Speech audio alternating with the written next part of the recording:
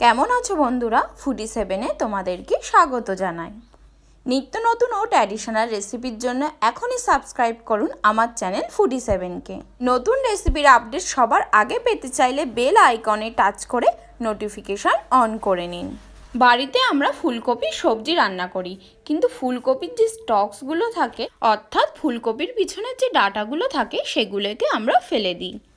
কিন্তু এই ফুলকপির ডাঁটাটা ফেলে না দিয়ে এটা দিয়েও অনেক টেস্টি সবজি বানানো যায়। ঠিক তেমনই কুমড়ো থেকে আমরা কুমড়োর খোসাটা বাদ দিয়ে দিই। এইভাবে আমরা অনেকটা সবজি ফেলে দিই। এই বাড়তি সবজিগুলো দিয়েই তোমাদের সাথে আজ আমি এমন একটা রেসিপি শেয়ার করব যেটা আশা করি তোমাদের সকলের খুব ভালো লাগবে। কুমড়োর খোসাগুলোকে আমি প্রথমে ভালো করে ধুয়ে নেব, তারপর এগুলোকে খুব ছোট ছোট পিস করে কেটে নেব। এখানে আমি তোমাদের দেখিয়ে দিচ্ছি আমি কত ছোট পিস করে কেটে নিয়েছি। তোমাদের দ্বারা যতটা ছোট পিস করা সম্ভব হবে ততটা ছোট করে কেটে নেবে। যত ছোট ছোট পিস করবে রান্নাটা তত তাড়াতাড়ি হয়ে যাবে। ফুলকপির ডাঁটাগুলোকেও আমি যতটা সম্ভব কুচি করে কেটে নিয়েছি। ডাঁটার সাথে কিছু পাতা ছিল সেগুলোকে আমি ফেলিনি, ওগুলোকেও আমি কুচি করে একসঙ্গে রান্না করে নেব।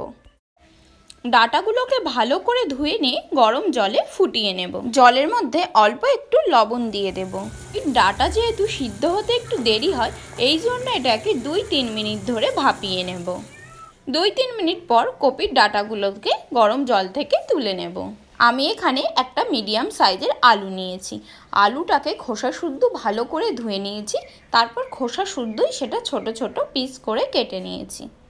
এখানে আছে একটা বড় সাইজের পেঁয়াজ, যেটাকে আমি স্লাইস করে কেটে নিয়েছি। কুচি করে কেটে নিয়েছি 2টো কাঁচা পাকা লঙ্কা। 4টে রসুনের কোয়া খোসা ছাড়িয়ে কুচি করে কেটে নিয়েছি। কড়াইতে 2 চামচ সর্ষের তেল দিয়ে দিলাম। তেল গরম হয়ে গেলে তেলে রসুন কুচিগুলোকে দিয়ে দেব। রসুনগুলোকে ফ্রাই করে নেব যতক্ষণ না এটার কাঁচা গন্ধ চলে যায় আর এর কালারটা লাইট গোল্ডেন চলে আসে। রসুন ফ্রাই হয়ে গেলে পেঁয়াজের স্লাইসগুলোকে দিয়ে দেব। পেঁয়াজের কাঁচা গন্ধ চলে না যাওয়া পর্যন্ত পেঁয়াজটাকে ফ্রাই করে নেব। বেশি সফট করে ভাজার দরকার নেই। ব্লক করে কেটে রাখা আলুগুলোকে কড়াইতে দিয়ে দিলাম। আলু দেওয়ার পর ফুলকপির ডাঁটাগুলোকে, যেগুলোকে আমি আগে থেকেই ভাপিয়ে রেখেছিলাম, সেগুলোকে আমি কড়াইতে দিয়ে দিচ্ছি। কুমড়োর খোসাগুলোকে দিয়ে দিচ্ছি।